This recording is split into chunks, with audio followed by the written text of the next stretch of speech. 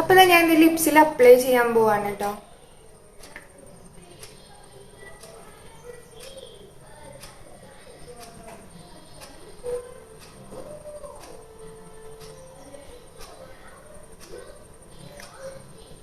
Apply ചെയ്തിട്ട് നന്നായിട്ട് massage ചെയ്ത് കൊടുക്കുക. അതുപോലെ നമ്മുടെ ഈ ഒരു ഭാഗത്തായിട്ടുള്ള ഒരു ജസ്റ്റ് ആ ഒരു കളറിന് നമുക്കിത് എടുക്കാം കേട്ടോ. ഈ ഒരു സംഭവം നമ്മുടെ നൈറ്റ് റൊട്ടീനിലും അല്ലെങ്കിൽ ഡേ ടൈമിൽ ഒരു ദിവസം 2 പ്രാവശ്യമൊക്കെ ചെയ്താൽ തന്നെ നിങ്ങൾക്ക് ഒരു മാറ്റം അറിയാൻ പറ്റും. പിന്നെ ഇതിങ്ങനെ റെഫ്രിജറേറ്ററിൽ സ്റ്റോർ ചെയ്യാം. നമുക്കിങ്ങനെ അടച്ചു വെച്ചിട്ട് ഇങ്ങനെ സ്റ്റോർ ചെയ്യാം. ഞാനിങ്ങനെ ഉണ്ടാക്കി വെച്ചിട്ട് സ്റ്റോർ ചെയ്യാറാണ്. അപ്പോൾ എന്താ എല്ലാവരും ട്രൈ ചെയ്ത് നോക്കുക. വളരെ ഈസിയാണ്. നമ്മുടെ ലിപ് കെയറിന് നല്ലൊരു എന്താ പറയുക ഒരു ലിക്വിഡാണിത്. അപ്പോൾ എല്ലാവരും ഒന്ന് ട്രൈ ചെയ്യാം.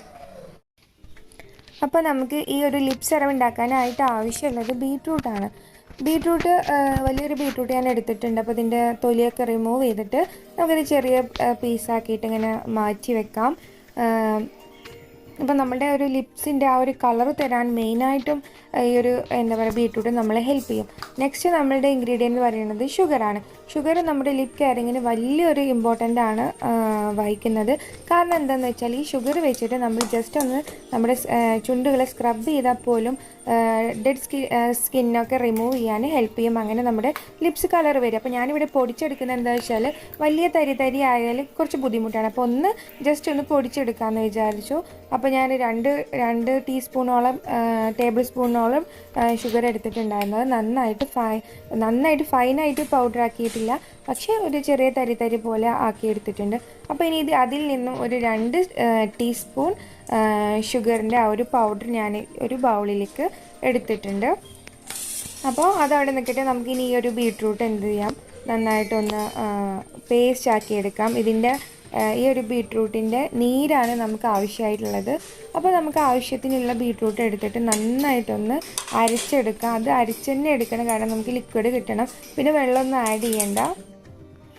അപ്പോൾ ഇതാ ഞാൻ ഇവിടെ അരച്ചെടുത്തിട്ടുണ്ട്. ഇനി നമുക്ക് എന്താ പറയുക, അപ്പോൾ ഇത് നന്നായിട്ടൊരു പേസ്റ്റായിട്ട് കിട്ടിയിട്ടുണ്ട്. ഇതിൽ നീര് അടിഭാഗത്ത് ഇങ്ങനെ അടിഞ്ഞ് കിടക്കുന്നത് കാണാം. അപ്പോൾ നേരത്തെ നമ്മൾ പിന്നെ ഷുഗർ എടുത്ത് വെച്ചില്ല, ഷുഗർ ആ ഒരു പാത്രത്തേക്ക് തന്നെ ഈ ഒരു ബീട്രൂട്ടിൻ്റെ നീര് നമുക്ക് പിഴിഞ്ഞെടുക്കണം.